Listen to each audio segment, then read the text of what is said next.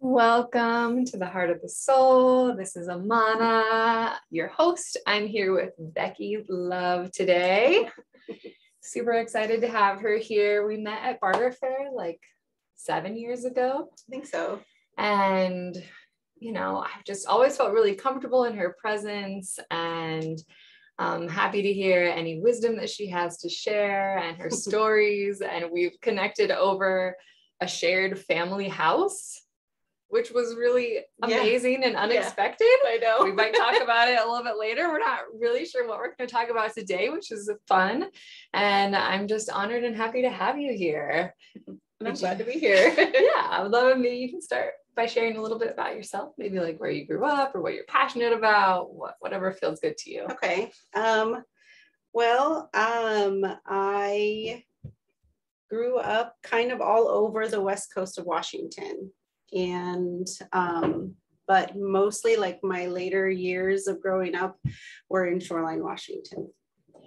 And let's see, I'm 42 years old. I live here in Spokane and have for like 22 years. Mostly, I mean, I've lived other little places for short periods of time, but mostly in Spokane. Mm-hmm. Let's see. I have like a lot of children. I gave birth to 5. I've been pregnant 6 times. I have 6 stepchildren, and I have, I think, 9 grandchildren and 1 on the way. Amazing. Yeah. Yes, you're like this. When I was growing up and I was younger, I always wanted to be a mom. I wanted to have a ton of kids. Yeah. And so I definitely see that in you. Like, mm-hmm. You are living this life that I thought maybe I would. Right. Yeah. And I really wanted a lot of kids, and just the whole like white picket fence thing and the works. Yes. I mean, and I haven't had that, but at the same time, like I still have like a lot of amazing human beings that I've had a chance to like partake in raising and being a part of them and experiencing them. And it's really cool. And they're like all these different ages from 26 down to 8. It's a lot. Yes. Yeah. How old were you when you knew you wanted to be a mom, or were you one of those like always wanted to be a mom? Yes. Yeah. And it's interesting because the way I came into motherhood is like partly like because I was told I wasn't going to be able to be a mom. And then how old were you when someone told you that? I was 18. I was 18. I was living here in Spokane. Okay. And I was going in just for like a yearly pap smear. At the age of 16, I had contracted HPV when I had been raped, which wasn't like a scary experience for me, but it just is something that happened. And then so I'd always been having it checked, like every 6 months, like they tell you need to come in every 6 months. And they had talked to me about having like a procedure done called a LEAP, where they like remove part of your cervix, remove damaged cells or whatever it is. But when I moved to Spokane, I came and started going to the Chaz Clinic, which was a much smaller organization than it is now. And this doctor, who's also a Catholic priest, he like scared me and was telling me that I was not going to be able to carry a child. My cervix was so damaged that I wasn't going to be able to carry a child. And I was just like, what in the world am I even here for? Like, fine, I'm just going to go like fuck off my life and do whatever, like just do whatever then. And so like I got drunk for my first time, because even though like I wasn't a good kid and I like would party, I didn't like do the things, I was just there. I was present at the parties and all the things, but I wasn't always like partaking. I mean, I used cannabis often, but that was pretty much in occasionally a psychedelic or something. But yeah, it was like not hardcore, but So I was like, gonna be hardcore. And Yeah. I knew that I wasn't gonna like smoke crack or do heroin or anything that like I wasn't gonna do that. But still, I was just like, I'm just gonna go have fun and party then, like whatever. Why am I even here if I can't have kids? Because that's like the age where you're like trying not to get pregnant. Most people are Yeah. like trying not to get pregnant. Yeah. And then to have this like you can't man do tell it. you that you can't get pregnant. Yeah, exactly. And with your like having known since you were young that you wanted to be a mother, that was like one of your that's like soul paths. Yeah, totally what I wanted was to be a mom. I would be heartbroken. Yeah. I was. Yeah. So I like, I went and got drunk for my first time. And then I was like lightly dating this guy, and super sweet guy, but I was like, whatever, I'm just gonna do what I want, and so I did. I ended up having a one-night stand, and it was super interesting experience. And the house is not even there anymore. Like it's got, been bulldozed or whatever, but they didn't use the electricity. Like it was just a really interesting, other than like the hot water heater, they would do that, but they lit candles and all these things. Oh, wow. And like, it was an interesting, like, I would say woman, but she was same age as me, 18, who owned the house. And so then I had this one night stand, and it was, like I said, like, it was uneventful. Like it was just okay.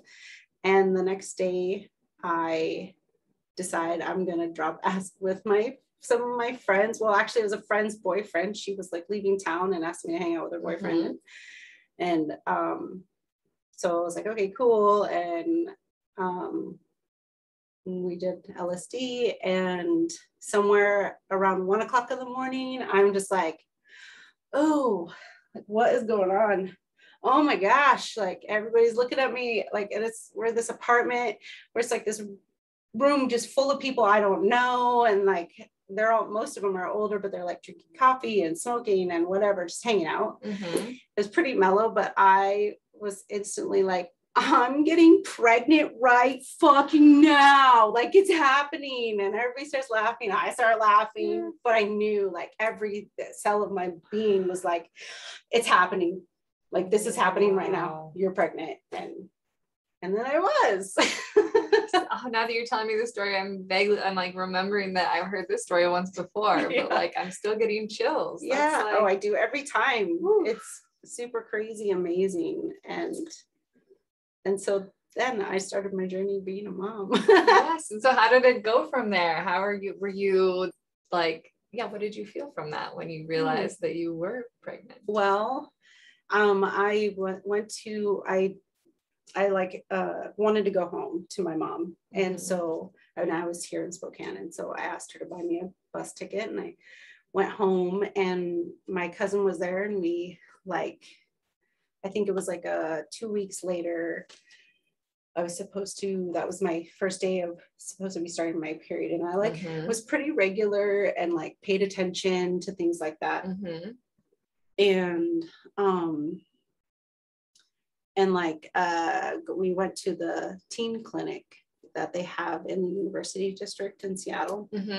And they're like, well, what day are you supposed to start? And I'm like, today. And I didn't. And they're like, it's kind of early. And I'm like, yeah, but I already know. Like, I haven't taken any tests, but I know. Like, I didn't even know, like, where would you buy a pregnancy test? Like, I never paid attention to that before. So I was just like, I'll go to the clinic then and make it happen. And they told me that I was. And I went to you already knew. Yeah, which I already knew. And I go to my cousin's house, and I smoked cigarettes at the time. I smoked Old Golds, which are like super harsh, but whatever, that's what I enjoyed. And I just remember like I didn't even want to smoke anymore. And I was like, started smoking a cigarette, and I was like, I don't even want this, and I flick it. And she's like, my cousin's like, don't throw those away, just give them to me. And I'm like, oh, well, yeah, here you go. Like, yeah, you can have them. And were you feeling happy? Were you like, what was that doctor saying, that I couldn't have babies? And here I am pregnant? Yeah. Like what did you go through? Even when I was in the clinic and I like was telling them what the doctor had told me, and they already knew that's where I went for my healthcare prior to moving to Spokane. Because I moved to Spokane first time when I was 18. And so they were like, we don't know why that guy would say that to you. Like, because it's not accurate, it's not true. And I mean, in that appointment, I had a pap smear and found my HPV was gone even. Like I didn't even have it anymore. Yeah. Yeah. And such a short amount of time too, you know, like, because I was told, and then I went and got drunk, and then it was like a week later, I have a one night stand, and then I'm pregnant. Yeah. And they're like telling me my cervix looks perfect, and I don't even have it anymore. And I was like, oh, I thought that was something you had for life. Yeah. But many people's bodies will just kill it. Heal. Yeah, it'll just like our bodies get rid of it. Magic. Yeah, especially in the United States, where we have better access to clean water and good food and stuff too. Whereas in like, and surprisingly less radiation, but India is a place where it's like higher radiation, and HPV tends to like go really crazy, I guess. I don't know. I've only looked into a very small amount, but yeah, when I was pregnant with Elizabeth, I was not kind. I was angry all the time at nothing, but I made it through. But I was also like super happy that I was having a baby. Yes. Yeah. Can I back up and ask you a question about psychedelics? Because like I grew up in a family where that was like bad, something you don't do. It's not, it hasn't been until my like adult life that I have been around other people that have like a different view of psychedelics, and I've like partaken in them myself and experienced them. Did you grow up in a family or have just like people around you that were more open to like having those experiences in life? Or yes and no. So I was raised by my mom, and she was single mom, and she she struggled a lot with depression, but she and she also has like some social anxieties and such too. But she struggled in a lot of ways. But one thing is that she always she taught, my sister would probably say differently because her interpretation of our childhood is very different. But to me, like I recall conversations with my mom exploring religions, exploring different ways of living a life. We, got a lot of different examples. She was raised, middle class, where then she was raising her children in extreme poverty. And so like, there was like this kind of combining of ideals and how to do things and everything that we got to experience. And when it came to doing drugs, like we grew up in a trailer park, we had examples all around us of what not to do, and she was like, I just want you to be safe, and she kind of in some ways lived vicariously through me in my teens. And so then she would want to hear about my trips and like, she would come pick me up at all hours of the night, and she would sometimes be frustrated, but for the most part, she was more than happy to do it because I was out there doing the things that she didn't get to do, and running amok, and just being free.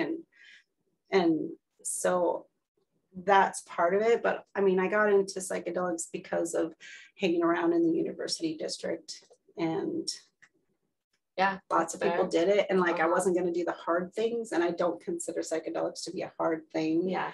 So mushrooms and LSD was just kind of abundant and really cheap, actually. Like some people think it's expensive. I mean, you can find psychedelic mushrooms in parks in Seattle. Yes, exactly. They grow wild. Yeah, exactly. And I don't know, like, I did it a lot in my teens, but actually the night that I found I was pregnant, I didn't do it. I didn't do LSD again. Well, until I was out in Deer Park at a birthday party. That's like 21 years. Yeah. I did not do any LSD. I still consumed mushrooms, but they're different. Different experiences. Yeah. Much different. Yes. Yeah. Okay. So you are pregnant and you're feeling angry in this pregnancy. Yeah. And I, especially now after having Paisley, my second daughter from my body, I too much estrogen, because I am already like kind of higher in estrogen and more like feminine, or I don't know, like there's these specific characteristics that come with women who have higher estrogen levels. Yeah. And so, yeah, it was just like, were you nauseous or anything? Much.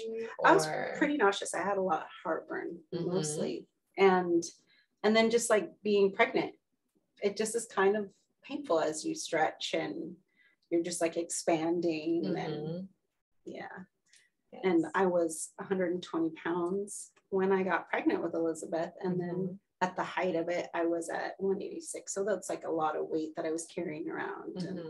And I was still birthed, I think, until I was 7 months pregnant. Yeah.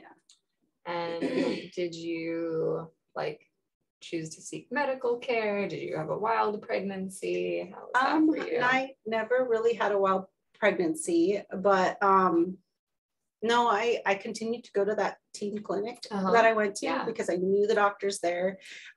They often would have people, because they were all volunteers there except for the main residents.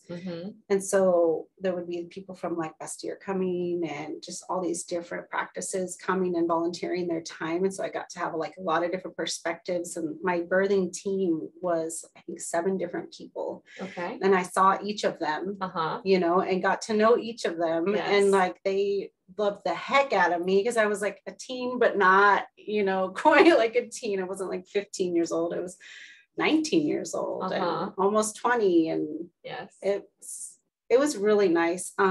When I think I was like 36 weeks along, we discovered that she had turned again. And so she was butt first. And so I had to like have her manually turned. It was extremely painful, but I think that also it was like nervous making, like worrying that, you know, like the cord could become wrapped, you know, like just as the they whole, turn her. they turn her, or what if she decided to turn again? You know, like that was super like crazy making, honestly. But they probably didn't even give the possibility of birthing your baby for each as an option. No, right? they did, but I made the decision to have her turned. And it's interesting, like most of my like experiences with medical professionals, most of them, not all of them, have been really positive. They listen to me and like help me be informed rather than telling me this is what I need to do. Like I don't. Good. I feel super blessed in that way. Even, not a lot of people have that experience. No, so even with people who like have the same providers at times, you know, like they would have a different experience than I had. And did she stay head down after? She did. She stayed head down. Yeah. And I got to, I was living in Silverdale at the time. My cousin and I got an apartment over there, but I still was coming across the ferry to have my medical care and everything. And then the last 2 weeks, there was a rainbow gathering in Pennsylvania. So I was like thinking about going and delivering there. And I was talking with a couple midwives that would be at the rainbow gathering. But then when I had to have her turned, I was like, yeah, this is like that one. I don't feel comfortable now doing that. Like it would be rad, but then at the same time, I don't feel, what if there is something going on with the cord? That was my big fear, was the cord being wrapped around her neck. Or what if she is going to come out breech and I can't push her out, you know, and we're all the way out in the middle of a national forest. Like what's going to happen? Yes. So I chose to stay, and I actually moved into my cousin's mom's house, and we're cousins through marriage, but we've been friends since we were like 9 and 10 years old. Yes. Yeah. And became cousins when we were 15 and 16. And so I stayed at her mom's house the last couple weeks and just kind of like ate chicken soup with rice and like watched TV and slept a ton, and you know, just like kind of prepared. I'd already like done the nesting thing in my apartment and was all set up. But, yeah. Silverdale. I don't think I knew that you lived in Silverdale too. Oh yeah. Yes. Yeah. Because I was there for over 10 years, I think. Oh really? Oh, that's crazy. Yeah, Yes. we were there just in 99. Just in 99. Yeah. I would have been there at the same time. Oh, that's crazy. Yeah. That's so wild. Yeah. Yeah, we lived like down the street from the mall, but like there's like this road, Taco Time or Taco Bell or something is across kitty corner kind of from the mall on that road, and then there's like a lake up here, and we were in these like humongous apartment complex, like there are lots of apartment complexes. Yeah. People would get lost all the time, and they all look the same. They're all like that same like grayish light, really gray color. Yes. Okay, so then you moved to your cousin's mom's house, which was on the Seattle side. Yeah, I just stayed in her guest room and like slept and everything and waited. Yeah. And I got really close with my cousins, a different cousin, same family, with her husband, because he was not working at the time. And she was also pregnant too, like 3 months behind me, I think, and or 4 months maybe. And so he was there all the time. So like that last 2 weeks, we got really close and everything. He was super nice. He gave me foot rubs and everything. It was really nice. And I didn't really like him before that. I didn't like his personality. Or I was just like, this guy, but that was cool. And then I just like went into labor and just kept in contact, you know, and telling them how far apart. And how did labor start for you? Just pretty mellow, like just like having the like tightness. Some people it's like, like, it was just like the tightness, you know, and like every 10 minutes, and then it was like every 5 minutes, but it wasn't, I could walk and talk through it, you know, like when I took an ambulance, and when they came to get me, they brought the bed thing up, and I'm like, I can walk, and I would prefer to walk because this is a lot of stairs. Like we were in the Green Lake area, and the houses are like up higher from the street, and I'm like, this is a lot of stairs, and I know that I cannot handle that, so I'll walk. It's fine. I mean, I'm gonna probably need to walk anyways because this is gonna help. But so it wasn't like so bad. And then my mom and my sister showed up, and then I actually ended up having my cousin's husband in there. I was like, I want him in there. I don't want her in here, but I want him in here. And he was super grossed out by it, but whatever.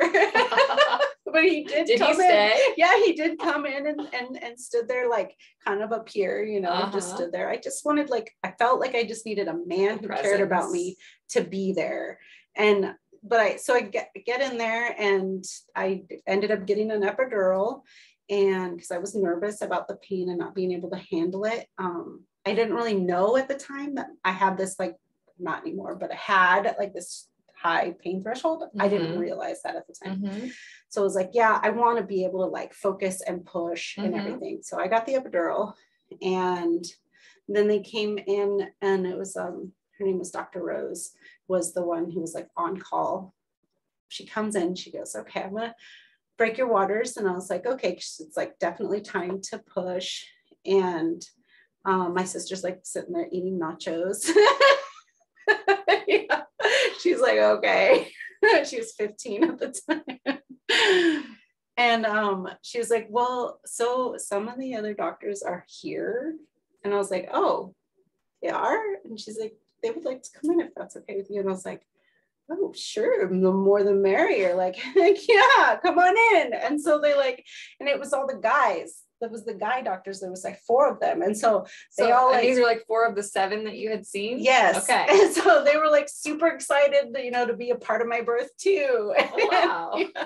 And they actually, that's like they heard that I was in labor and showed up Oh my goodness. Yeah. And I was you like, have had some really unusual experiences with medical I professionals. know. Wow. I know. We would like it was really interesting because I was Mhm. only 19 years old, but then Yeah. at the same time, like this dynamic that each appointment would Mhm. have, it's like there's joking and like I read the books. I read the books, all of the books. I read them all. So like I had this like at least academic understanding of what was happening to me, and I would ask the right questions and all that kind of stuff. So they didn't treat me how I would envision them treating some teenage new mom. Yeah.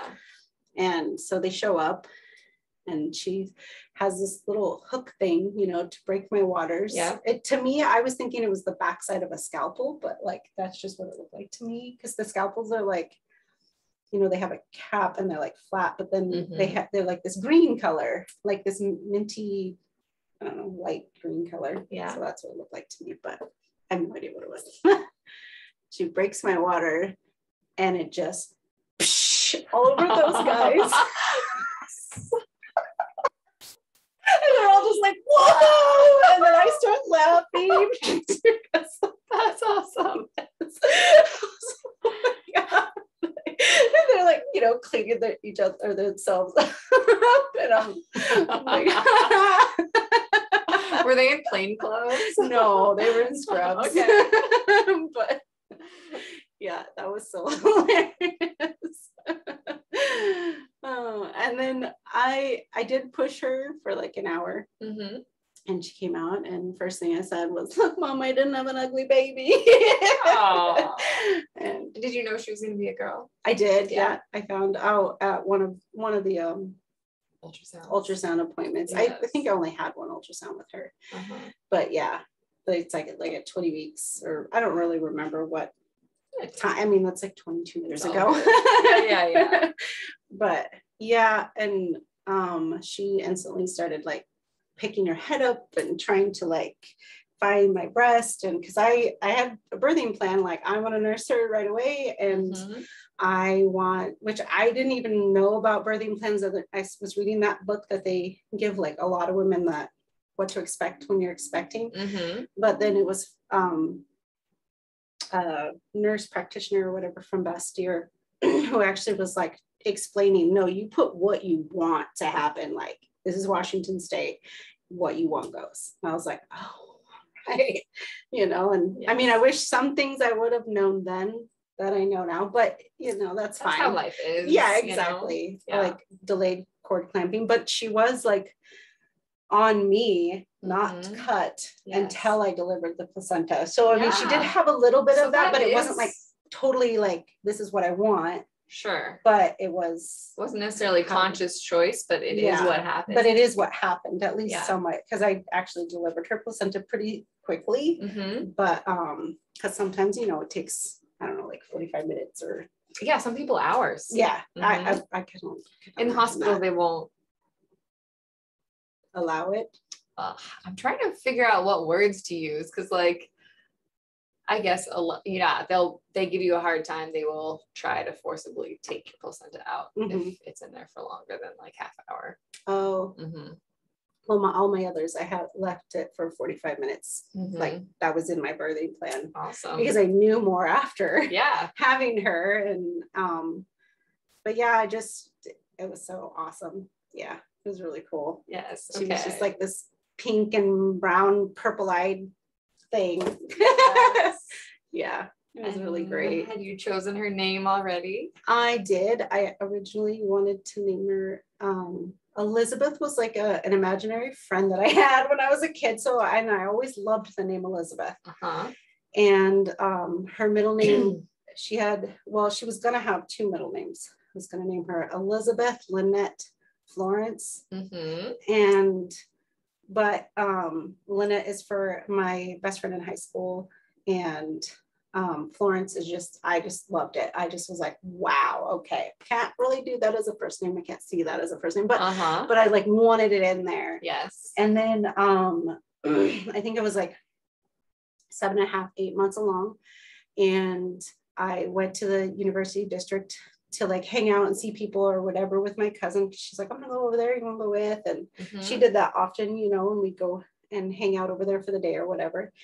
And I saw her biological father right there. And like the guy I was dating at the time, like I couldn't discount him, of course. And we were sleeping together too, but I knew whose it was. Like I just knew how the whole thing happened. Yes. Like I just knew that it was his. And he happened to be there. And you know, he's from Spokane, but he just happened to be in the University District in Seattle, and was like, so I see you're pregnant, you know, and I hear it's possibly mine. And I'm like, yeah, I'm pretty sure it is yours. Like, and I explained the story of how things happened. And he was just like, okay. He's like, well, if it is mine, like, can I request a name for her? And I was like, depends. It depends on what are you thinking, you know? and like his niece's middle name is Rain. And so that's what he wanted. And I was like, cool, but I'm going to spell it and it'll be part of her first name. Like, that's cool. Like, we can do that.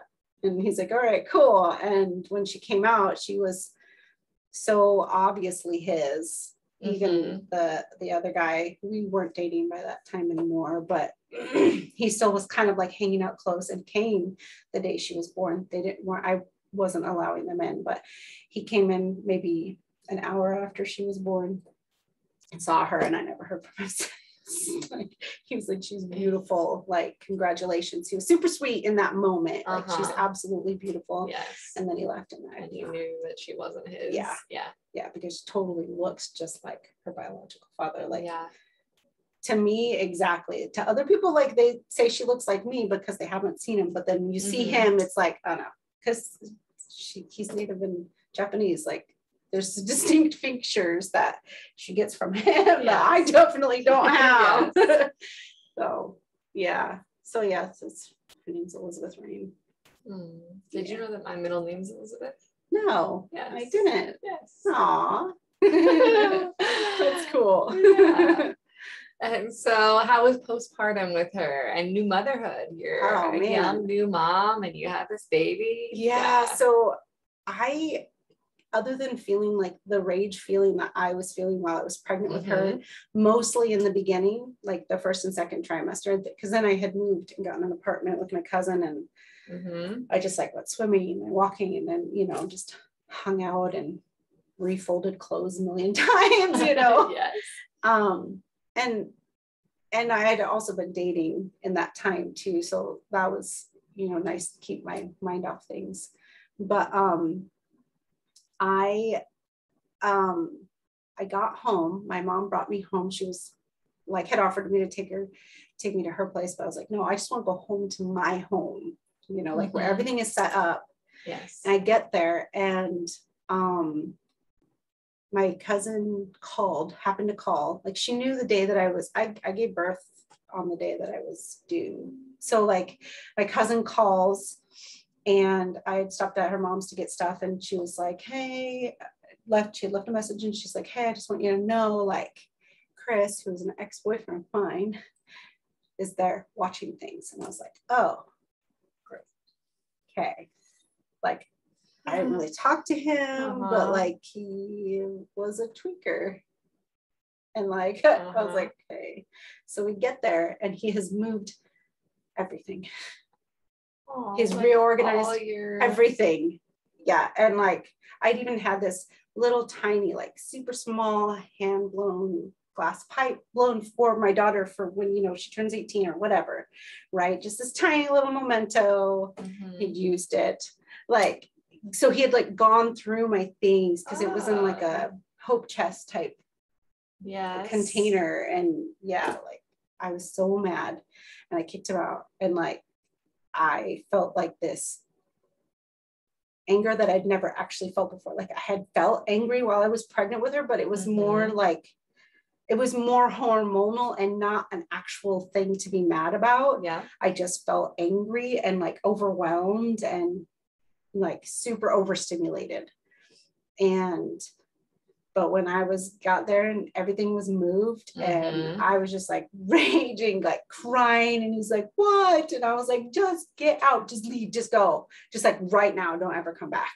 And he did. He totally just like grabbed his stuff and left. But yeah, I was so, That sucks. and that, but I feel like that was my first moment of being a mom. Yeah. You know, like, oh no, I'm Yes. not doing this. Fierce mama energy. Yes. Yeah. Like, I am not doing this. You are not going to put my child in this, like, tweaker. What the heck did you even do in my space? Like, it was bad. So I like put a bunch of things back because I was so mad and crying. And then just slept for 2 weeks. Yeah. Did nursing go smoothly? It did. Yeah. Elizabeth sleep? Yeah, she slept. She was colicky a little bit for like about a week, and that was miserable for all of us because she was just crying, you know, a lot. Yeah. And not sleeping enough. And then I wasn't sleeping enough. Yeah. And then I was humming this probably super obnoxious tune over and over again. And my cousin was like, oh my God, can you please stop? No. It's the only thing that makes her be quiet. But yeah, like looking back, I'm like, oh yeah, it was probably super annoying. But so is baby crying. So it's like, what is your, you know? Yeah, exactly. Yeah. I know, I just stood in the shower a lot crying and hot water on my chest, like just let it flow and like cry. And so, but thankfully it was only, I think it was only like a week long that she had that, but otherwise she like nursed. My milk came in super fast. It was like straight up heavy cream. Like she chunked up so big. She was 7 pounds 3 ounces when she was born, and then at definitely 6 months she was 26 pounds. Like she was big. Dang. And she looked like a little sumo wrestler with her cloth diapers. Yeah, it was pretty great. So cute. Yeah. That like baby. Yeah, rolls upon rolls. Yes. And yeah. Yes. Yeah, and she was like really clingy.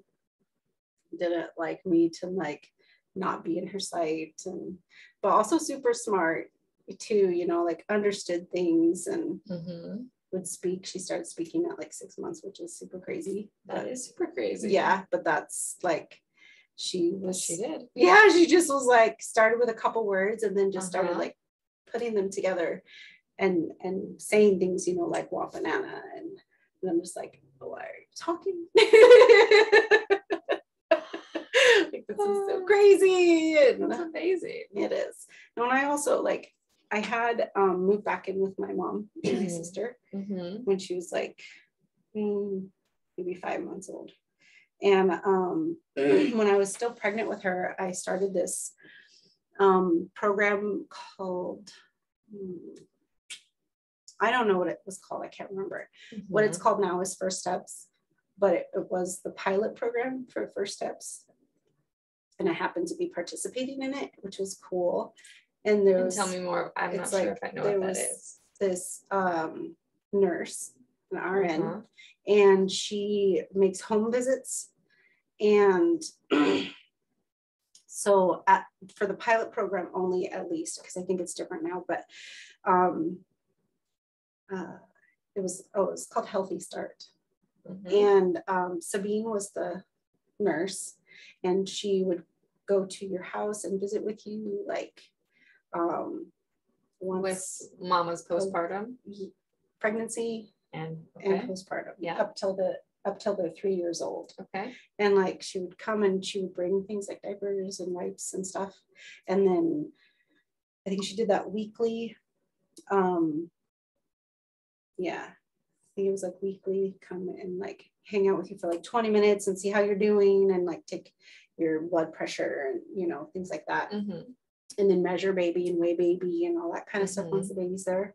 And then also she had, which this part's different, there was like this community room in a community center where they had mommy and me group meetings and those parent swap child preschool thing swaps. Yeah. And we would go there, and like half of these mothers and mothers to be would be in the room with the babies that are there.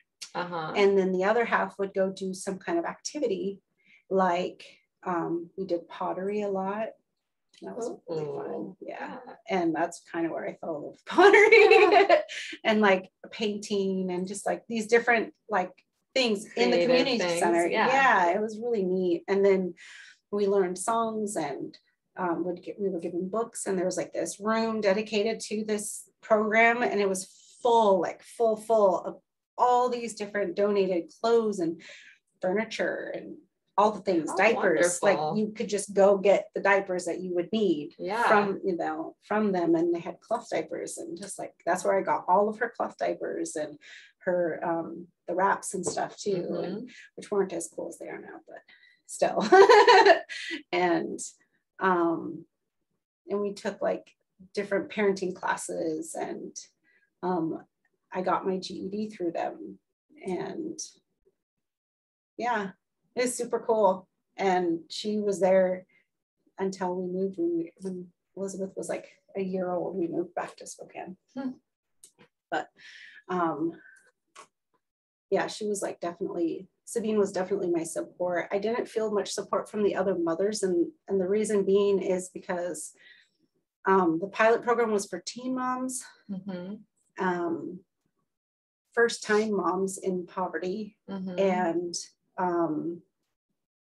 non-English speaking.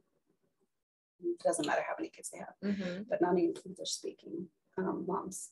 And so I like there wasn't any that were like first time moms in poverty. There was nobody. It was just the teens who were like 14, 15 years old. And then women who didn't speak English. So I like didn't have anybody. So you didn't feel like you had sort of your group. No. Yeah. So I was like not very connecting in that way, but I felt very connected with Sabine, the RN. And like I did connect a little bit with the younger girls, but not so much, because they were in they had a totally different ball game happening. Yeah. You know, they weren't adults. And not that I was completely an adult at 19, but still, like they weren't adults. They hadn't lived on their own. Like they didn't know if they were going to keep the baby or not. Like they just didn't, have been, you know, they were just completely like babies, you know. And I mean, I looked like I was their age, but I wasn't. I'd already seen some things. And experienced different things. Yeah, I'd already traveled the country and all sorts of stuff. You're living on your own. Yeah, living on my own, and so it was different, but yeah. And now she has 2 babies. Yes, and you just got to witness. Yep, I just got to witness her giving birth on Tuesday, and he's so sweet. And staying with her over for a few nights, just trying to help her out. And yes. Yeah. Yes. Do you want to talk a little bit about maybe, I don't know if we really have time to share all your birth stories today? Oh, no, I'm sure. Yeah. But like, I would love to hear you just speak about your experience, like if there's any experiences that stick out in birthing that you'd like to share about, or postpartum, motherhood, like things that other people might not know about, or just experiences that were impactful for you. Okay. Well, each of my births was different. Yeah. Like vastly different. I delivered in the hospital every single time. Elizabeth was in Seattle, but all the rest of it is Sacred Heart here in Spokane. And I had, for the most part, really good experiences with each. So with Justice, I didn't have any prenatal care. I was living up in the woods in a school bus in Idaho with my husband and my little girl. Yes. Which was definitely an experience on its own. But I was fairly healthy, but I wasn't the most healthy. I did take my prenatals, which is the only pregnancy I actually took prenatals, because I wasn't able to get fresh, fruits and vegetables all the time. Like the bus, it was the middle of winter for a large part of my pregnancy. And like, it just wasn't, you didn't have access. I didn't have access. And Conan, my ex-husband, he was driving truck. So he was gone for 10 days at a time. And so then like I took my prenatals. I was still breastfeeding for, I think, Elizabeth was 18 months when we weaned. I just kind of was like, all I'm doing is sleeping.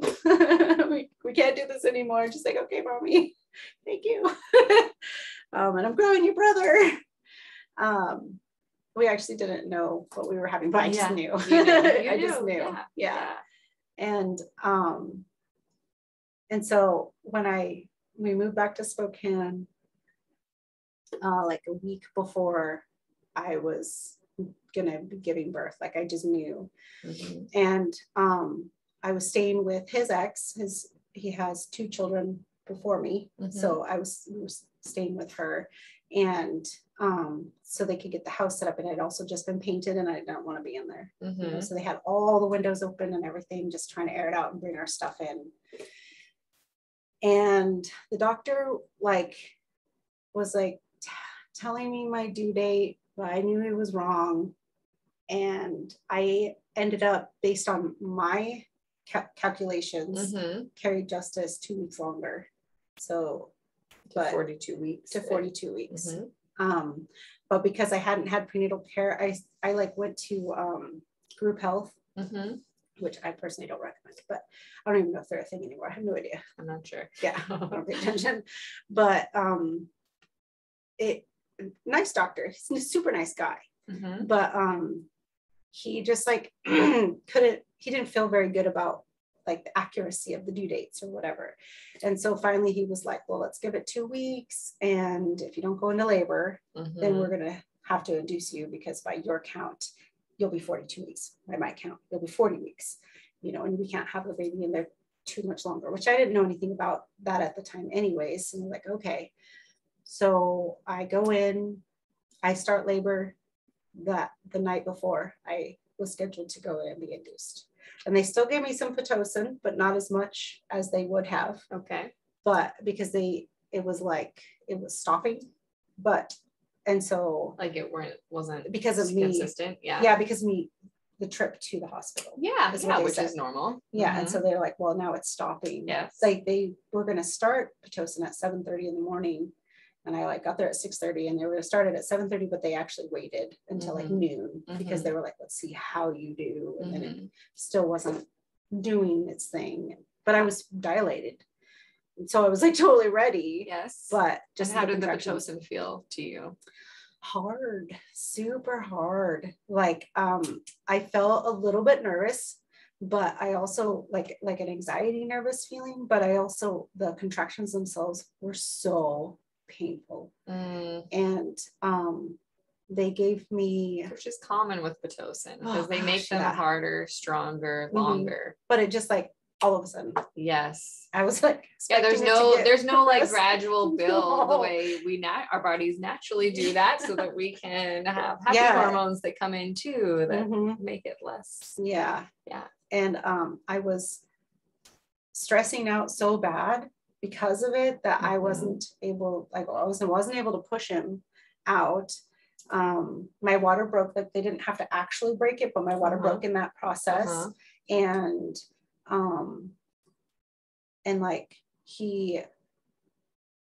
it's hard to remember.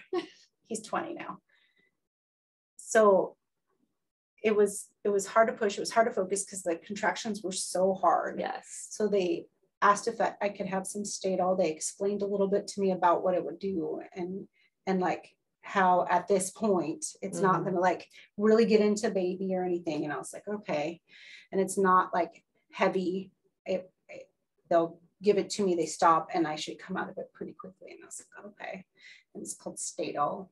And so they gave me a little bit of Stadol. Funny thing, she's putting it in the thing, and she's telling my husband that this is going to hit her like a Mack truck. And I hear, this is going to hit her like a Mack truck. It really was like that. Do you pass out or what? No, it was hard to open my eyes. Oh, wow. But then I was just kind of sleepy, but then I was able, my cervix was cooperating. It was cool, she's not stressed, we're elasticy, we can do this. And I immediately started pushing. My doctor actually never even made it there. The resident had to deliver. Yeah. And he'd only delivered like 56 babies at that point. Like I was asking him questions. Yeah. I was like, I don't feel comfortable with that guy. I don't know. Like, not that I know my doctor, but like, you could feel like, and he was probably nervous. And yes, he was, but he did just fine. I, on the other hand, I wouldn't stop pushing. I wouldn't give myself any kind of break and I ended up tearing my sphincter muscle. And so I never got it fixed. So I still have to deal with that. So what does that mean for you? So like, we know that like between the anus and the vagina, that area is so thin. Yes. Well, on the inside of the anus, there's like those muscles and the sphincter or whatever. Well, I have like a split, and so it's even thinner between it. Okay. And so sometimes when I have to poop, yes, I have to like focus differently. Like I don't strain or anything like that, I just let it happen. But at the same time, like it's almost like it's stopping, gets stuck. Okay. I don't know if that makes sense. Like exactly. you can feel like maybe it's like pushing more in towards your like uterus and not coming out the anus the way that it's supposed to be. Yeah. Okay. Yeah. And I mean, hindsight, I would totally wish I would have gotten it fixed, but I'd already experienced so much pain that I didn't want to experience more pain. Yeah. And so I chose not to have it fixed. But he was big baby. He was 8 pounds, 14 ounces. So he's a pretty good sized baby. And he had a big head. And so that's part of why he was so hard to get out. But I mean, the doctor, even just being like, didn't know who I was, here we are. He still like read my birthing plan and like knew that I wanted to delay cord clamping, that I wanted to have him immediately placed skin to skin, that I don't clean him off. Like I want him to have his stuff and like all those things. And you had awareness of that at a time when a lot of people didn't have awareness of those things. Part of that is because there's books that were written in the 60s and 70s that my mom gave them all to me when I was so like amazing preteen, and I read like you read about birth before you were pregnant. You were that person. Oh, yes, absolutely. That person. Yes. Like there's this interesting book. I don't know if I still have it, but I want to say it's like We Are Here or something like that. But it's like it's from the 60s, and like there's just naked women all over in this book, and like telling you like all sorts of stuff that I feel like now we're finally hearing. We're like, these it's things, circling, yeah. Like and my kids, especially my daughters are just, well, Elizabeth mostly, but even Olivia and Bailey, like they learned from me because I would tell them things, and they're just like, yeah, nobody knows that. Like, no, isn't that weird? Like we went through this weird space in like the late 80s through the early 2000s where women just seemed to stop knowing things. Mothers weren't sharing it with their daughters, and like not knowing about their own bodies. Yes. And it wasn't being taught other places. No, either. Like I never got taught any of that in school. No. And I even remember speaking up like, well, what about this? And they're like, oh, we're not covering that. Oh, okay. Yes. But yeah. Yeah. That's what it made me think about, like bleeding, like your first bleed. Like what was that like? Did you have people in your life that honored that rite of passage for you? Yeah, definitely. My mom, she explained a lot of things and plus gave me those books to read. And I didn't start until I was just after 14. And so like some of my friends had already had it and everything. And I didn't carry anything on me. My mom offered me to like carry things on me if I needed it, if I was at school or whatever. But she always was like, if you start your period at school or something, you just go to the nurse's office and they'll give you pads and you'll be fine, And then I don't really like, I remember that moment of like, oh, what's coming out of me? Like I could feel something, I gotta go to the bathroom. Yeah. And like I go to the bathroom and realize that there's blood. And so then I go to the nurse and get a pad, and then I just like go back to class or whatever. Yeah. And I think it was like my third period that, but my mom, like she went and bought me Midol, my own tampons, which I didn't use for a long time, but my own tampons, my own pads that were like smaller and, like gave me a space for them in the bathroom, and Yeah. you know, like, this is your stuff and this is how you do it. And then it was like my third period, I think, where the cramps started, and that was horrendous. But my life kind of got chaotic shortly thereafter. And I moved from Shoreline, where I was with my mom. My mom was not in a space where she could properly care for us. I personally had a hand in contacting CPS, even because I just knew things weren't okay. And so me and my sisters, we actually got split up, and I went and lived with my grandparents in Omak, and they even were totally like, leave me alone. Like, do you need to stay home today with my first day? So like all throughout my teens, I didn't have to go to school that first day. Wow. And then, so they really honored you in a way that a lot of. And it's, even looking back, it's like, oh, well, that's super interesting. Like, I wouldn't expect that, you know, because they're different people that made different choices and lived a different lifestyle than even I do, you know.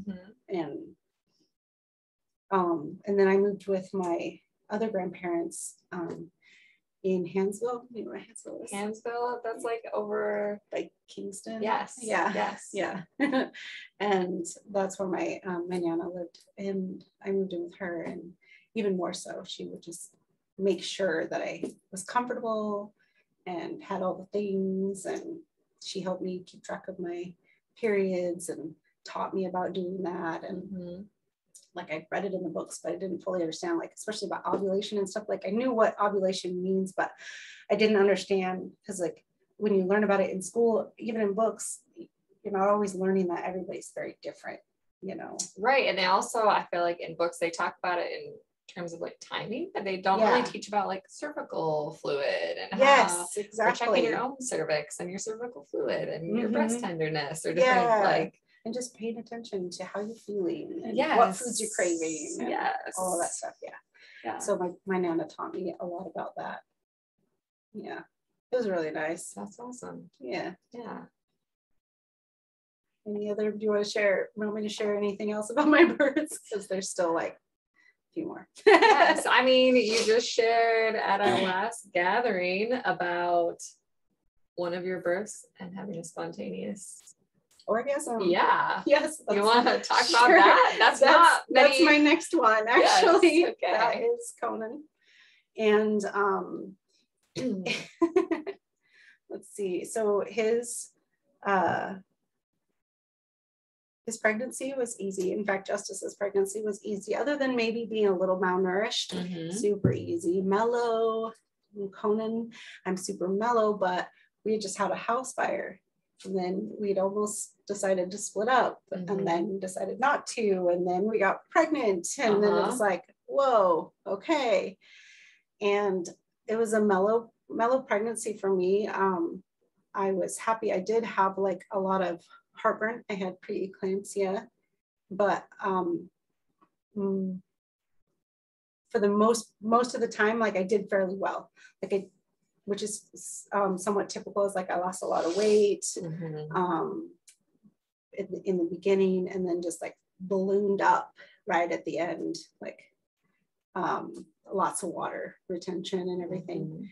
And then when I gave birth to him, it was I was in labor for, I don't remember how much time, like, but for a long time. And so they gave me some Pitocin because I was not progressing any further. But and it wasn't as bad this time. Okay. And I didn't have any like Stadol. I know that like the doctor I was annoyed with him. But like I was in another group of OBs, and I'd already gotten in contact with them because they were my gynecologists, you know, so it just made sense to me to go to them for my OB care. And I found them after it had Justice. And so then it's the doctor that I don't really like, because he was just totally like, I am so granola. Like, okay, whatever that even means. I don't let my children watch TV. And I'm like, why are you telling me these things? Like in the appointments where I was like trying to connect with you or something. I'm not sure, but he seemed really like stuck up. And I just don't understand. Yeah, you could feel the energy. I just didn't understand. And like, everything went smoothly with Conan, but and he wanted to give me some shot in my cervix, and I was like trying to tell him no. He did it anyway, but like which hurts, like feels like a bee sting. Yeah. And then I was like, I don't want this. And then that's when my husband was like, did you not hear her? And he stopped, and was like, oh, I'm sorry, like I was just trying to help. And like, but you said you would like to, and she said no. That's rape if you do something with, especially young persons. It's exactly. And so that was like the only negative part about that. And then like because Conan, big Conan, dad, he never came to any of those appointments. He just wasn't available to come to any of the appointments. And so like none of the doctors got to meet him or anything. This is like the first time. And so it's like he was quiet for a while. He's super mellow, quiet, during this while I'm giving birth thing, he's just being as calm as possible for me, and he's super supportive. And then he got loud, and the doctor was like, oh dang. He's like, did you not hear her? Yes. Well, and good. Yeah, absolutely. And so I don't know what it was, but like I'm pushing him out, and I'm glad, got my knees up to my ears or whatever, and it's definitely the most comfortable for me position to give birth in. And then he comes out, and he's just, up here on my chest instantly, and all the other parts of it were happening how I would expect and how I wanted, Yes. And I never tore with any of them up to that point, and even was in there like, don't give me an episiotomy. I don't care if I tear, like, just leave me alone. Don't cut me. And so none of that had to happen, thankfully. And I'm holding him, and I look over at his dad, just like, I don't know, but I just want you so bad. I was like, I feel like I just had an orgasm, and the nurse is just like, it's totally normal, like that happens all the time. And I'm like, are you kidding me? Because as he's coming out, I'm no longer feeling pain. It's just super glorious, like best orgasm ever kind of, I don't even know, experience. Yeah, it was amazing. And then just so much love, that like rush of love feeling for this baby. Yeah. Aww. And he breastfed well, and like breastfeeding, I don't like breastfeeding. No. I didn't like it ever. It's always been like way too sensory for me. Okay. Yeah. But I still did it, and so that was my birth with it was so crazy. Yes. It's not common, but it does happen. I mean, for the nurse, probably she said it happens all the time, because for her, she experiences births all the time, so she probably recognizes it, even if somebody doesn't say something. True. She probably can recognize that they're in total bliss right then. Yes. Yeah. And then let's see, so I got pregnant like 4 years later, but we decided not to proceed. It wasn't totally my decision, and I have feelings about it that I like don't want to go into right now, but I have feelings about that. And then a year later we were pregnant again. And it's interesting though, because I knew we were ending, so like your relationship with the dad was ending. And we'd already talked about getting fixed. We both like called and made appointments with our doctors and talked to them, and then never heard back from our doctors, and then ended up pregnant. And then this being came into your womb. And he called the doctor that day and was like, can I get a vasectomy now that she's pregnant again? And they're like, oh yeah, of course. He got one before Adonis was even born, like he'd already had the vasectomy done.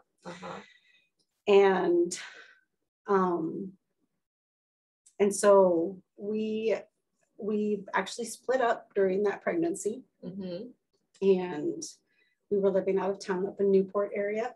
And I saw my doctor, my OB, she's still in that group, but you can kind of like pick and choose who you see. Okay. At least for your pregnancy. The Yeah. on-call part is a different situation, but Uh-huh. at least for the pregnancy, I saw her weekly the entire pregnancy, because she was just like, I need to see you. I need to connect with you, because she knew, like, here I am. Mm-hmm. My husband and I are still living together, but we're splitting up, and Mm-hmm. he and his new partner was moving in, and like all these things, you know. I mean, that's like a whole exactly. It's whole hours other. worth of Mm-hmm. talking. But Mm-hmm. and then I am going into labor, and we were like at kind of like a work source type place in Newport. Mm-hmm. They like help you find jobs or whatever. Yeah. And we're sitting there, and I'm just in the lobby. I was driving, and I'm like in labor, and I'm just being patient and waiting till he gets out. And he gets out, and it's like a 3-hour appointment, and he gets out, and the receptionist is like, you need to take her to the hospital right now. She's so, I've been counting them. I was like, me too. Like, yeah, I need to go in. And like, I start calling everybody and telling everybody who wanted to show up, because I just invite, you want to come to my labor, come on in. Like, absolutely. You enjoy having merrier. People, yeah, like watch this baby come out, this life just like come into the world here. Yes. Yeah. And so like Taylor and Patrick showed up. I'd only known Patrick for 2 weeks. And Taylor's like, come on, we're gonna go watch Becky give birth. He's like, what? And some other good friends showed up, and it was interesting because so before like I'm giving birth, I'm not with Conan anymore, but we still live together. And I told him, like, look, I don't want her to be in there when I give birth, but she could be at the hospital and then come in afterwards. But like, I don't want her to be a part of my birth story. Like, that's not what I want. Is he respectful? I just need you to be able to be into me the whole time. Like, part of our deal when we split up is you have to hug me every single day. Like, I need a good hug every day that you're here, you know, because sometimes he was in Spokane with her.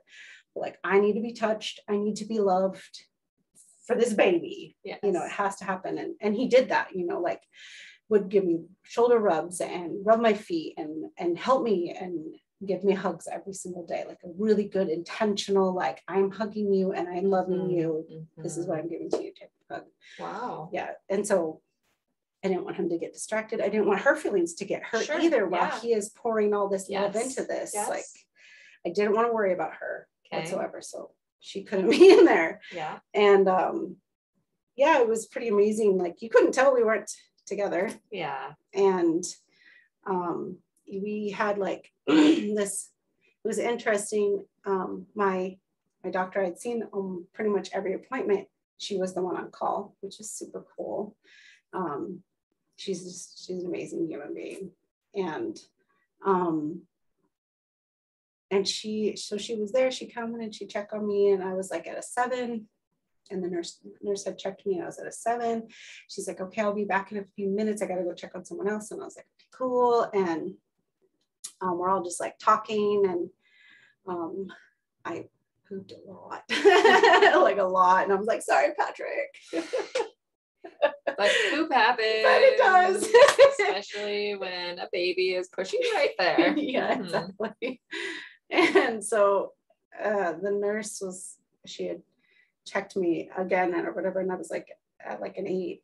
And then she, like, I get all comfy again, and then more contractions are happening, and I'm like, he's crowning. And she's like, she like literally just washed her hands. Like, she had just checked me, gloves off, washed hands, whatever. And she's like, I just checked you. And I was like, yeah, but he's coming out right now. And she's like, already had been kind of snippy and rude to Conan.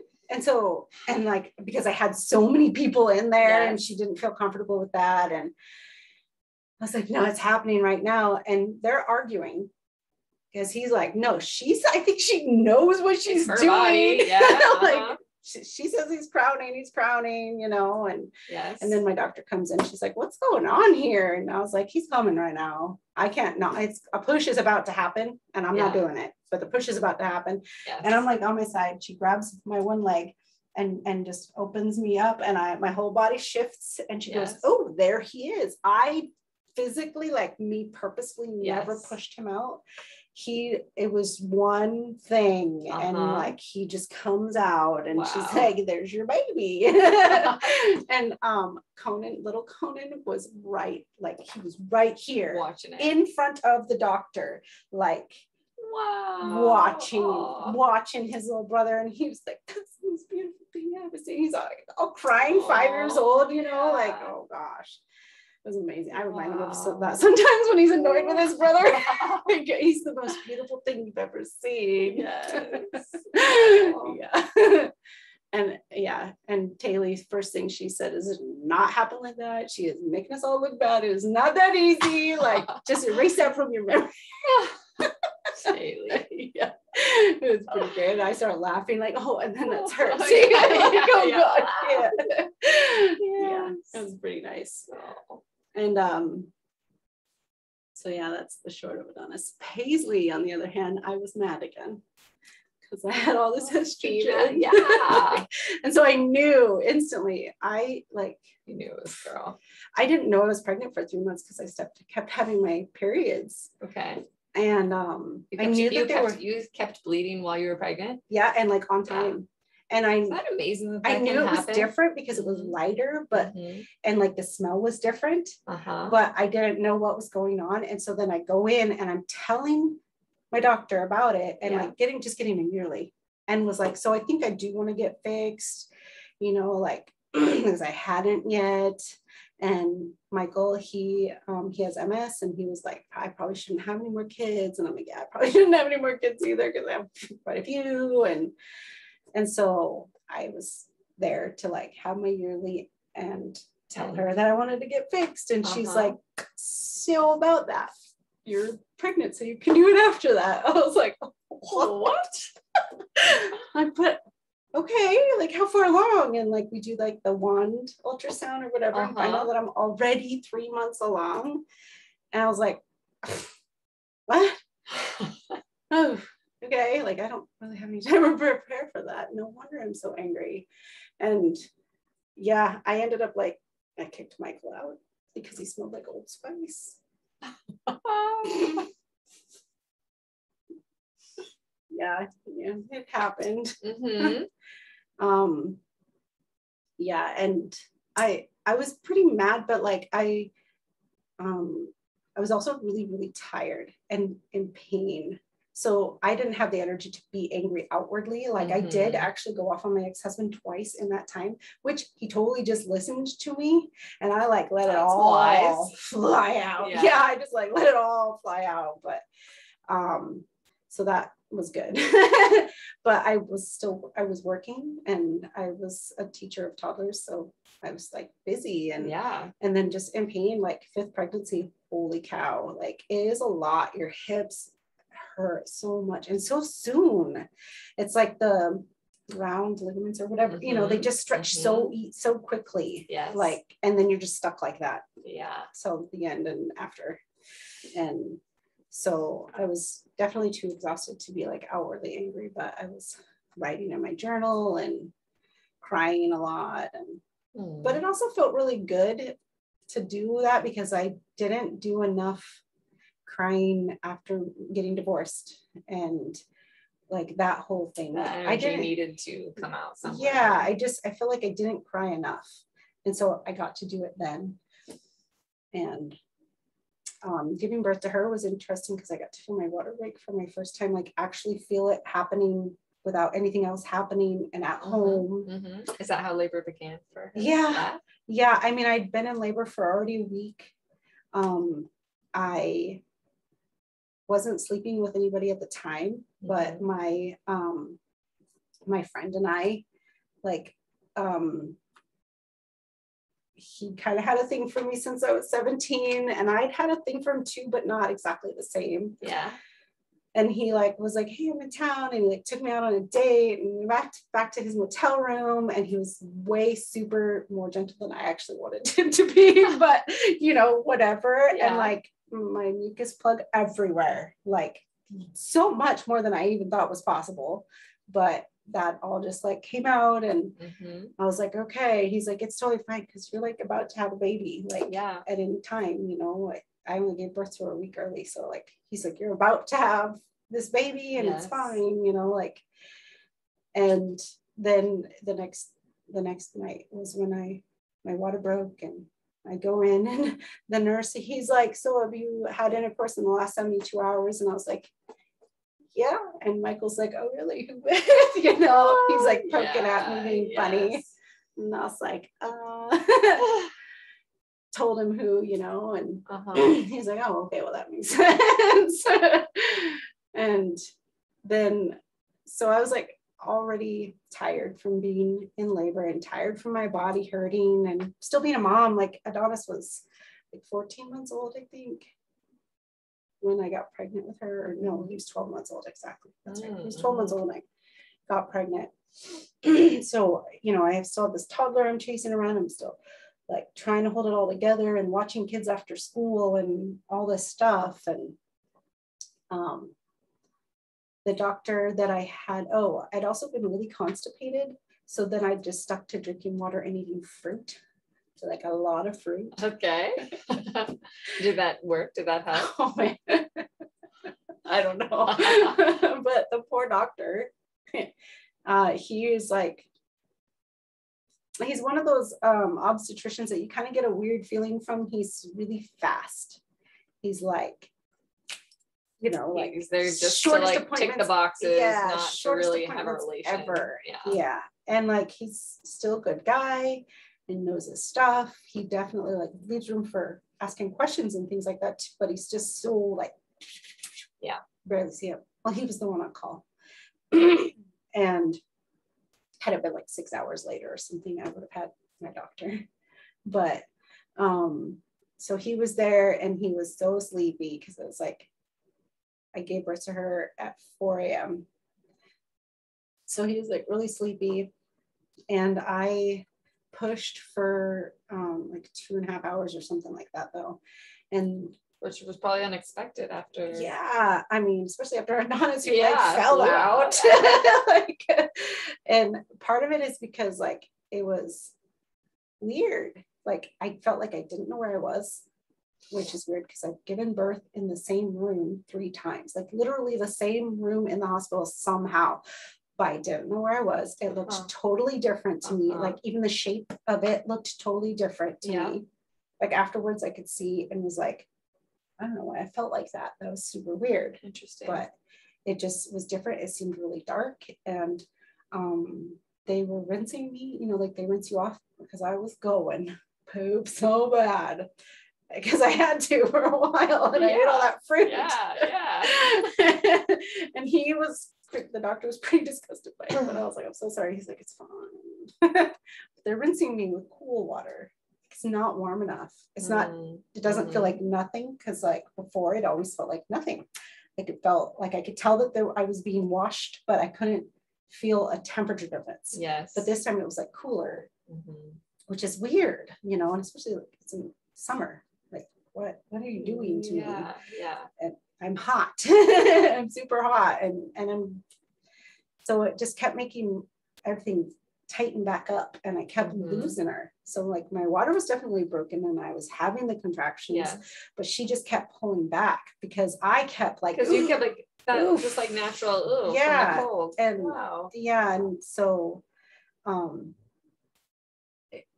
so then the doctor, he was like, okay, Rebecca, like I had already said, remember, I don't want an episiotomy. And he's like, I know, because he's read my birthing plans a couple times from the 2 previous ones, you know, so he knows. And he's like, if you tear, I don't even know what I'm going to say. Well, then he was like, okay, I really need you to focus. Like you really got to focus on pushing, like keeping her there, you know. And the nurse is trying to be helpful, but Michael's like standing away. I missed Conan in that moment. Mm-hmm. And Gretchen was there. That's my ex-husband's lady, and she was there, and then some of the kids were there too. And so that was cool, but they weren't like helping me. They weren't like observing. with you. Yeah, they were observing. At one point, Gretchen almost passed out. So like, I was like, just lay down on that bench right there. Somebody get her some juice. Like, you're fine. It's okay. You know, like, relax. Mm-hmm. So it's like a big deal giving birth. And Mm-hmm. I think that was her first time watching a birth. Okay. And then, yeah, so he's like, I really need you to focus. Like, you really got to focus on actually, like, let's push her out. You got to do what you got to do. Like, you need to hold her there so that she isn't continually going back up. Mm-hmm. And so I like pulled my legs to my chest and pushed her out and didn't stop till she was out, you know, and I tore because she had a bigger head. Mm-hmm. And so I definitely tore, not very much, thankfully, but I tore and elected not to get stitches and was like, no, it's, you know, he's like showing me, you know, like, you tore this much, and so you could have a stitch if you want. I'm like, it's fine. And I tore the muscles here in my arms, pulling so like hard, and then my muscles here, because they were already so loosey goosey already. Yes. Like, I injured myself. I could barely walk. I couldn't hold her. I had to have her in a oh my goodness, sling thing. Yes. Yeah, the whole time, like for months. I had to I couldn't actually hold her. I couldn't like pick her up. I had to like put her in the thing and strap myself all in. Oh my goodness, and then get what up. A challenge. Yeah. So it was hard. Yes. But and you had other little ones around. Yeah, little ones. Yeah, they were all pretty great. And Adonis's face too, watching his sister come into the world, just like this big wide grin, like big blue eyes, just like, ah, that's my baby sister, you know. And he's like, not even 2. So excited about it. Yes. Yeah. That's amazing. Yeah. Yeah, your birth stories are very diverse. Yeah, right? Mm-hmm. Yeah, that's what I tell people when I mean, there's a lot of old wives' tales about things, but I don't know, everything's different. Like, yes. How you carry, I carried most of them the same. Mm-hmm. And they were boy, girl. Mm-hmm. The only one I carried different was Conan, and I had preeclampsia with him. So, you know, the placenta's all up front, and he's just like in my back, totally different. Huh. Well, I am thinking that I would love to hear more about, I see you have your book. Yeah. Which means you might have book. Some of your writings in there. And my writings. I don't know if I have any writings in here. This is a book for, that I have some, it's a different kind of book. I might have it in here. Okay. Are you speaking about the Maiden, Mother, and Crone writing? Or? Yeah, you were sharing the last time we were together. You shared some different. Yeah. The only other writings, I was just kind of writing some notes about things I could talk about. Oh, yeah. Is there anything I would love to talk about? Yeah, the Maiden, Mother, Crone, and like the way you were speaking about how now you're sort of in this, your mother, but you're also feeling this Crone energy. Yeah. Okay. I'm gonna turn the heater off. Oh yeah, that's a good idea. Okay, so I can read this and then I can talk about it a little bit. Lovely. All right. So this is the maiden, the maiden, the mother, and the crone. We are the maiden, the mother, and the crone. Inside each of us resides all three. As we move throughout our days, we get to choose which of the three to embody in the moment. The maiden shows us how to embrace life anew, to take risks in the unknown, to dance and laugh unencumbered by experiences. The mother shows us how to love unconditionally, how to set aside ourselves for the good of those we provide care to think of the past, present, and future when creating our realities. The crone shows us how to forgive others and ourselves, how to learn from past mistakes, to share wisdom, to slow down, to let go of what does not serve our highest good. So remember to embrace all parts of the woman you are. play like the maiden, love like the mother, and think like the crone. And so, yeah, what I was sharing with you before is how, like, I really feel like I am in all three stages all at one time. And part of that is like my maidenhood is like super carefree. I can be super bubbly. I try new things. I take risks all the time, and I like, love to laugh and play. And then obviously I have this motherhood that I'm still in and have been in for a long time. A lot of women go through maidenhood a lot longer than what I did. And so I feel like the reason I dabble in my 40s in kind of maidenhood activities and behaviors is because I didn't really get much of a chance to do that then. And so I'm experiencing the things that I want to. But then I am also now a Nana.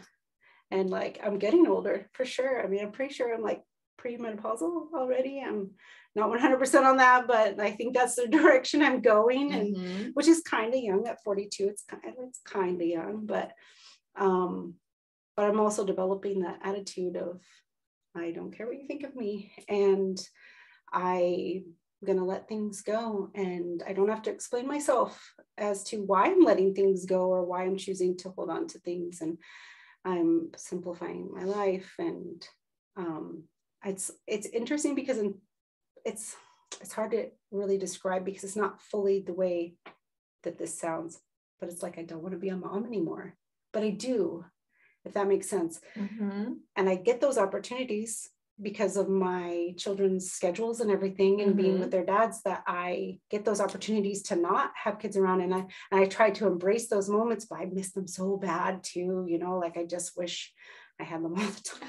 But I'm really grateful for these opportunities to be like, I'm going to sleep longer because I want to. I'm going to stay up later because I want to. And I'm not worried about making breakfast for somebody in the morning and like, worrying about if they have a nightmare or need something, I'm getting that opportunity to do that and like just go do something, whatever. Yeah, I feel like we can be so, we're just complex as humans, and being able to hold both of those, like wanting to be mother, but then also wanting this maiden experience too. Yeah. Yeah. And it's pretty nice. I feel really comfortable where I'm at right now, which of course means things are going to change, of course, but like, I'm ready for that too. And I did always want to be a mom when I was younger, but I more importantly always wanted to be a Nana. Like, that's really what I wanted. I wanted to be older, and I wanted to have long gray hair, and I wanted to be able to pay attention to my crafts and things like that, and like hang out with my grandchildren and share my stories and things like that. And I knew that I had to like have the stories in order to get to that point. But like, I don't know, like, what is that Beatles song, when I'm 64 or something like that, like I loved that song. And so it would like bring up imagery of like being older and like, just like being this like sweet little old lady with my sweet little old man and like rocking chairs. And yes. It'll be grand. I don't know if it'll be that like quiet, but because I kind of feel watching my elders be the wild women that they are, I like lean towards that, like getting a school bus and traveling and going to as many festivals as I possibly can, and just being this wild and vibrant, crazy woman that is so amazing to me. Yes. And I'm excited about it, but I'm also like still excited about getting to know the younger human beings that I'm raising, because I still have 3 left in the home. Yes. Yeah. What does it mean to you to be a wild woman? Well, it depends on the day. Yeah, it depends on the day. Yeah. Because sometimes it means to, it always means to just stand in my truth, always, every single time, but not always unapologetically. I feel like that's a term that gets thrown around a lot lately, just being unapologetically yourself. But I kind of don't always feel that way, because sometimes I want to say, this is what I am doing at this time, but I am still apologizing for it affecting you in the way that it does. And I hope you can get through it or whatever, you know, but so it's not necessarily unapologetic, but I see being a wild woman as being in communion with the earth and the natural flow of things, which changes. Yes. And I love that you bring that up, like being in the natural flow of things. I feel like we're such in a, like, I feel like I've grown up in this culture of, doesn't matter if you're bleeding, like still you need to like perform in all these ways, and not honoring, like, I feel like women, we mirror, you know, the flow of the earth and the different seasons and in our cycle each month. And absolutely. It wasn't until probably my early 30s where I started having awareness about even like honoring my bleeding time. And when you arrived today, you spoke about a practice that you did for a period of time of when your first bleed, I would use tobacco. Use tobacco. Yeah. Would you speak? I would love to hear more about that, or if there's any other aspects to that, other ways that you honored your bleed time. So it kind of started out as a coincidence. I have this friend, Janine. She's an amazing woman. Doesn't live in the area for many years now, but still like such an amazing soul. And she would show up on the first day of my moon for some strange reason. She would just need some Becky time.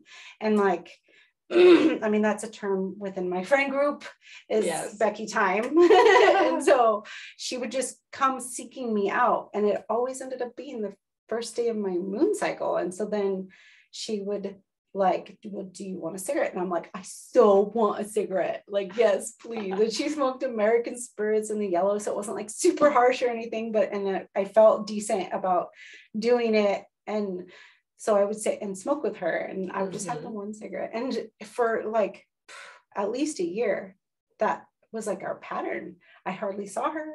I hardly spoke with her. I didn't even ever have a cell phone at that point. I mean, I was like 22, 23 years old. She would just show up.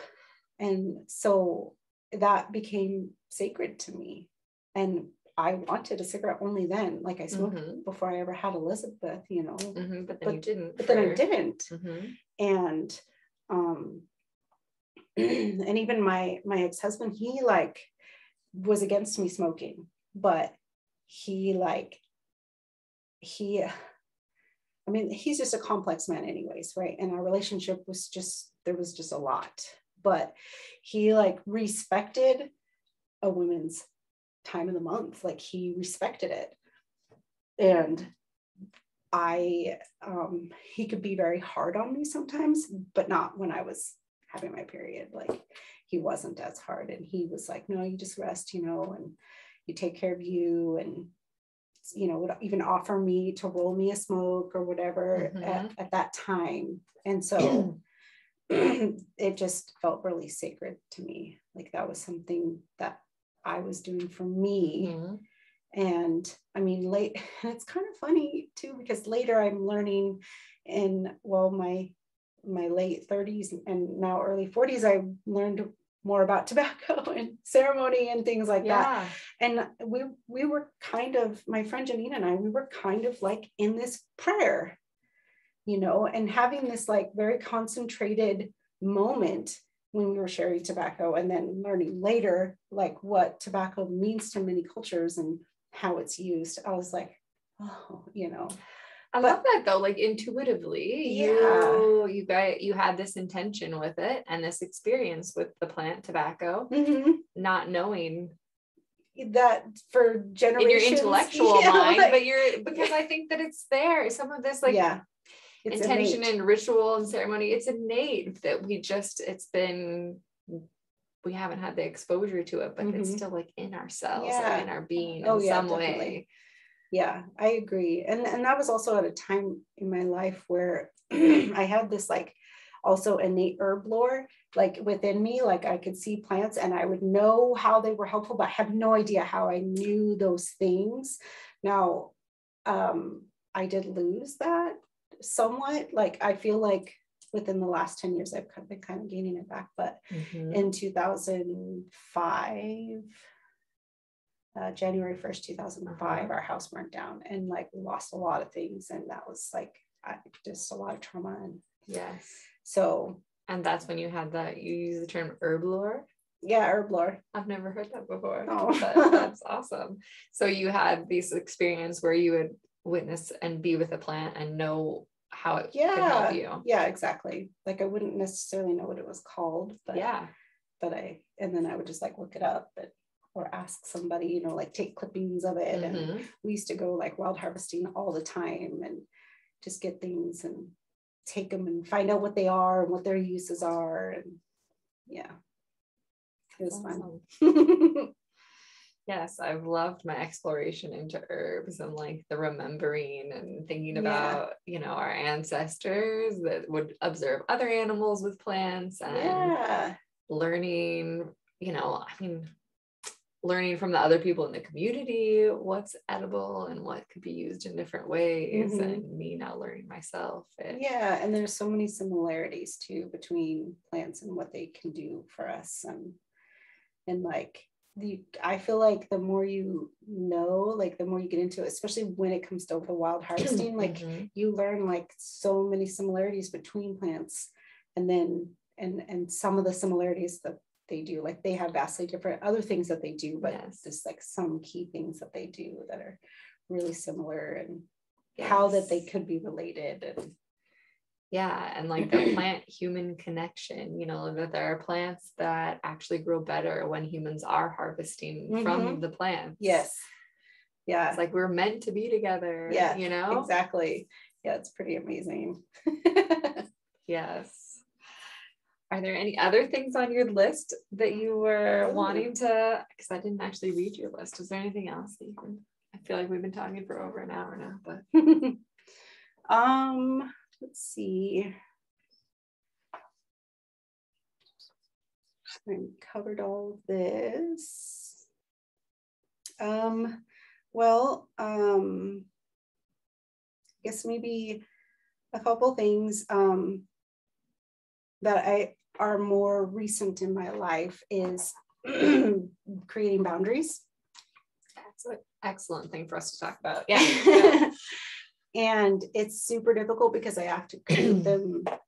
I find for me, I have to create them within myself first, and like respect them myself first. And I feel like nobody talks about it that way. Like they're just like, you need to set these boundaries up with others. But I feel like every time I try to do that, not every time, but a lot of the times that I try to do that, I like can't even get it out because I don't even know it really myself. So I have to experience it falling apart a couple times, you know. And my marriage was complicated, and we were both really young and didn't know how to be a husband and wife. And so like, it's not that I want to speak too much on that, but boundaries was one of the things that I feel like I didn't really have. Like when did boundaries come into, like, for me, I feel like boundaries has only come into awareness in maybe the last 5 years even. Right. Like in my 30s. In my 30s was when I was really like, oh, I don't have to put up with these things. I don't have to just be nice. I don't have to do the thing that they want me to do, even though I don't want to do it. Yes, exactly. And so like I got to start experiencing that while I was with Michael, and he's such a sweet man and so patient and genuinely loves me. We are such good friends. So then, you know, like I got to experience being a little too harsh with it, and then like, okay, I didn't really need to be that harsh, you know, like but I was trying to like stand up for myself. Yes, and but he created a safe space for you to be able to like assert yourself in a different way. And it didn't always feel good. And so that's part of it too, like finding that balance. Like so many of people who are close to me and love me, you know, they're always telling me, oh no, you need to like stand up for yourself. And I'm just like, but that doesn't, I want to feel good about it later too. Like not just in the moment. I want to feel good later. So like, if I feel like I need to bend in this way, then I'm going to do it if I feel like I need to do it. But but then there's also like that conditioning of trying to be good and trying to be making everybody feel comfortable and happy and things go smoothly. Like you have to like kind of break away from it, but also recognize what parts of it are really true to yourself. Like that is actually how I want to be. I want to feel good about this later and not feel like I was just being a bitch and being stubborn and cranky at that moment and not wanting to participate or whatever it is, you know? So that was like really my beginning parts of it throughout my 30s. And I really enjoyed my 30s like a lot because of that, because I was setting up these boundaries and I was also taking lots of risks and having a lot of fun and meeting new people with these like new and different perspectives and these ways of being and everything. And another part with boundaries that I have found, and I feel like things are starting to connect now that I'm in my 40s, but in my 30s, I was like discovering these things. I still want to be graceful. I want to be graceful as fuck. Like loving boundaries. Yes. And like, I don't care so much how people see me, but I want to still be seen as someone who is respectful and has, you know, that peacefulness about them, because I want people to be able to approach me and tell me to their boundaries. And I want to respect other people's boundaries. And that's really hard for me in my 30s. That was definitely really hard, because what if boundaries conflict? I need to be able to voice my feelings, but if you can't handle it, where are we going with that? You know, because your boundary is that you don't want to hear it, but my boundaries mean that I need to say it. Yeah. And what do you do when you come to that point with so it's not come up a lot exactly in ways that I could do something about it. Sometimes it's like in that moment, okay, we'll have to address this another time then. And then it like either doesn't happen, or, you know, life happens too and you forget. And so it's like, well, it's probably a petty thing. You know, like if it's not that important, then it's not going to come up again. But I write things down. I feel like I'm much better at writing as I am than speaking. I don't know why, even just saying that right there sounded weird, but I can write a whole lot better than I can speak. And so I feel like I can convey what I'm trying to say in like this calm manner. You can take your time to read it. You don't have to read it now. You can totally ask questions about it, but I'm going to get it out so I'm not feeling so heated and like about it. And then, you know, that's kind of how I go about it when I run into that kind of conflict.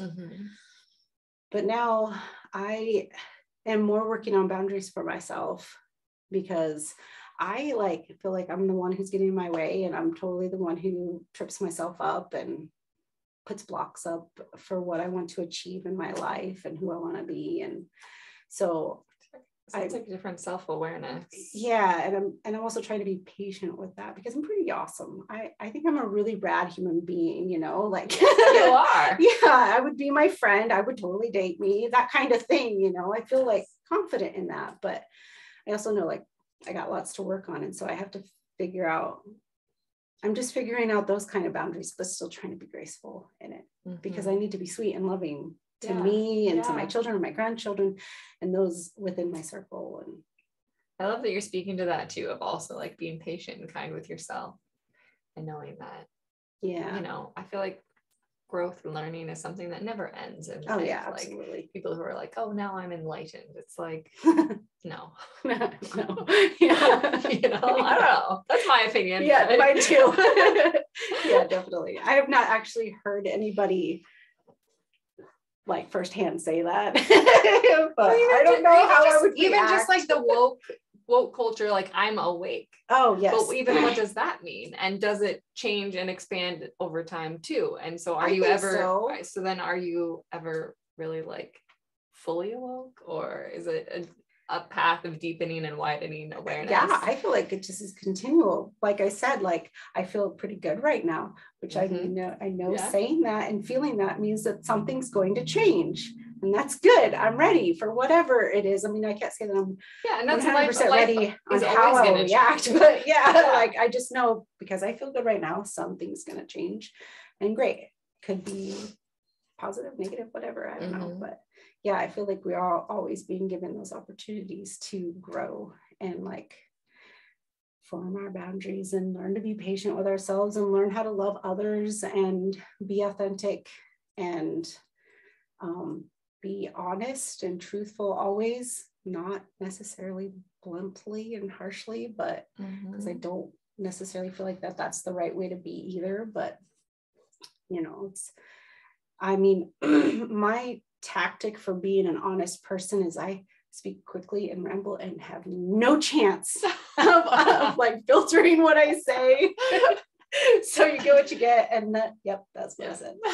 And I might feel differently now that I said it out loud, but you know, I'm going to state that too. Like I reserve the right to change my mind at any moment. Exactly. Like, oh, actually, I don't feel that way. I know. We're in such a time of like binaries about things and like being right or wrong and good and bad and this and that. But there's so much. It's way too complex to be black and white. Yes. Before we close, I'm kind of feeling called back to the story of my cousin Jonathan and the fact that when we met at Barter Fair and then another Barter Fair, my cousin came. Yes.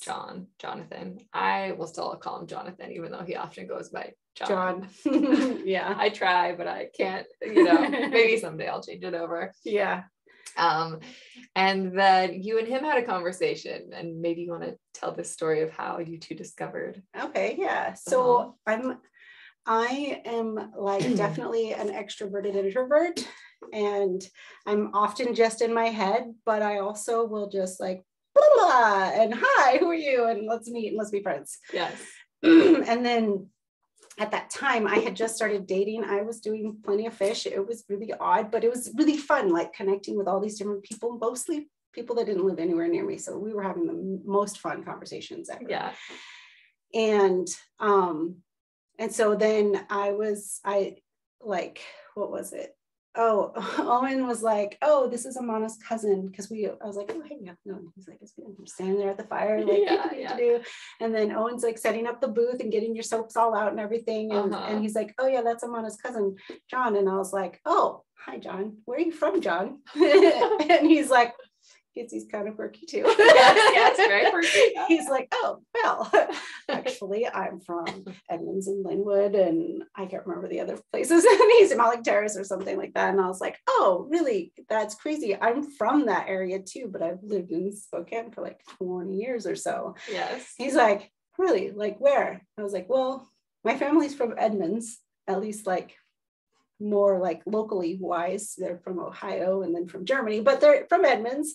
And he's like, oh, Edmonds, like where in Edmonds? And I was like, well, okay. And I like, because you probably don't really think he's gonna know exactly where you are, right? And I was like, okay, so like, you know that main street, like Dalton? And he's like, yeah. And I was like, and here's like the library, and here's like the PUD, and then there's like a street, and then it doesn't go through. And he's like, yeah. And I'm like, return. I was like, okay, so there's like this house or maybe two on the corner. I don't know, it's a big lot. He's like, okay. And then there's like a street that goes that way. He's like, all right.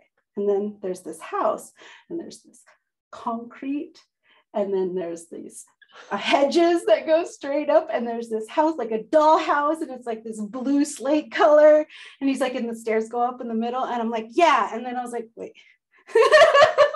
Wait. And he's like, yeah. I was like, that's okay. That's the house my mom grew up in. My grandparents bought that house. And he was like, my parents own that house. So I was like, what?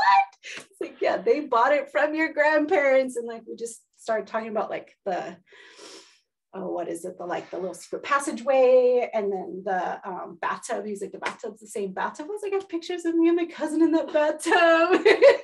He's like, oh man. And I was like, yeah, the fireplace, like my grandpa put that fireplace in. Like, he's like, no way. Like, yeah, it was really cool. Yes. It's just this like small world connection. It's incredible. Yeah. Like life continues to surprise me in these types of ways. Yeah, it was crazy. I instantly felt this like familial connection too. Like, weird. You look like my family too. And I wasn't like there when you guys had this conversation. I remember coming back and you're like, hey, I'm like, we live in the same house. Yes. I go, what? Yeah, I know, it's super crazy. Yeah. I hope to go like meet up with him soon sometime. And yes, he said that he could make arrangements with the renters so my mom and I could go in there. Yeah, that would be really rad. That would be really special. Yes. Yeah, she would love it. My cheeks hurt from smiling so much today with you. Thank you so much for sharing your stories and vulnerability and wisdom. Well, yeah, thank you. And thank you for providing this opportunity for me too. Yes. It's definitely like, I don't want to be like a vlogger or anything, but it's definitely like on my path. I want to share my stories, Yeah, good. Yeah, I feel honored to be able to hear more of your stories today. Because like you said, we know each other, but we don't get to really just sit and talk. Yeah.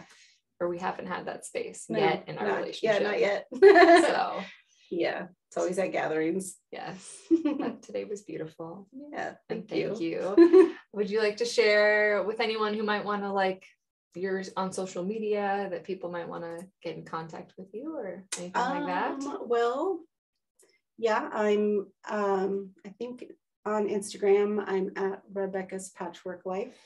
Okay. Yeah, I'll ask you for your link and I'll put the link in the show notes. So that would be cool. Yeah, definitely. And I do have a blog, but I'll have to get you the link for that. Okay. I don't know what it is. With writings or what do you have on your blog? Oh yeah, I have writings just about my life and some poetry about moments in my life and songs that I've written. Another thing I didn't know about you. Now I have to go check it out. Yeah. And occasionally I'll sing, but I don't really do it very often. I mean, I do, but in the shower, in the car, or whatever. Yes. But yeah, I don't know why, but like maybe about 15 years ago, I stopped singing around people so much. It's super weird. And I think Adonis was maybe like 4 months old, and Nathan and Andrea, they saved my life.